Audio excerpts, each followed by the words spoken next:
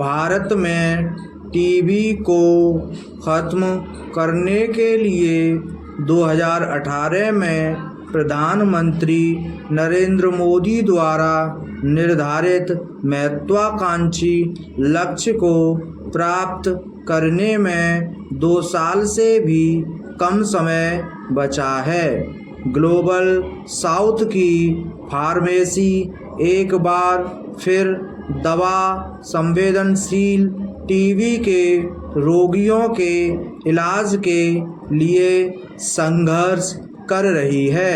चौंकाने वाली बात यह है कि भारत में टीबी की दवा की कमी बढ़ती जा रही है। केवल 7 महीने पहले महत्वपूर्ण MDR टीबी दवाओं की भी भारी कमी थी। दवा आपूर्ति में व्यवधान जो 2022 में दवा संवेदनशील दवाओं के साथ शुरू हुआ और MDR टीबी दवाओं को शामिल करने के लिए बढ़ा, लगभग 1 साल तक चला। इसी तरह सितंबर 2021 में भारत को MDR टीबी दवा डेलामेनिड के स्टॉक आउट का सामना करना पड़ा। टीबी देखभाल क्षेत्र में निदान और उपचार शुरू करने में देरी पहले से ही एक बड़ी चिंता का विषय है। वे मरीज जो उपचार शुरू करते हैं लेकिन उपचार में सफलता प्राप्त करने में विफल रहते हैं, यह एक और अंतर है। हालांकि इस अंतर को संबोधित करना, जिसमें दवा की उपलब्धता को हल्के में लिया जाता है, कठिन हो जाएगा यदि दवा स्टॉक आउट एक आवर्ती मुद्दा बन जाए।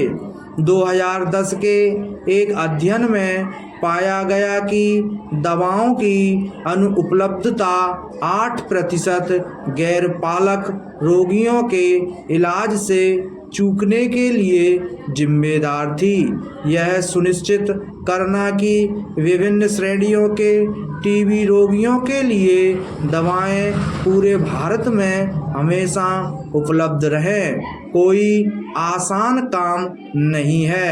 14 साल बाद और 2025 की लक्ष्य तिथि के करीब अभी भी दवा संवेदनशील टीबी दवाओं की कमी है, जो पूरी तरह से भारत में कई खिलाड़ियों द्वारा निर्मित की जाती है।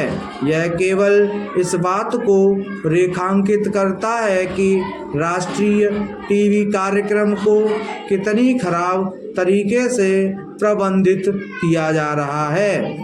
दवा की उपलब्धता जैसे बुनियादी सिद्धांतों को संबोधित किए बिना श्री मोदी के लक्ष्य के अनुरूप राष्ट्रीय टीबी नियंत्रण कार्यक्रम का नाम बदलकर राष्ट्रीय टीबी उन्मूलन कार्यक्रम करना टीबी के खिलाफ युद्ध में अक्षमता और गंभीरता की कमी की बू आती है। स्थिति को और खराब करने वाली बात स्वास्थ्य मंत्रालय द्वारा राज्यों को अंतिम समय में स्थानीय स्तर पर दवाएं खरीदने की अनुमति देना है, जिससे क्षेत्र स्तर पर बड़ी चुनौतियां पैदा हो रही हैं। 18 मार्च 2024 को सभी राज्यों को भेजे गए स्वास्थ्य मंत्रालय के परिपत्र में उल्लेख किया गया है कि कुछ दवा संवेदनशील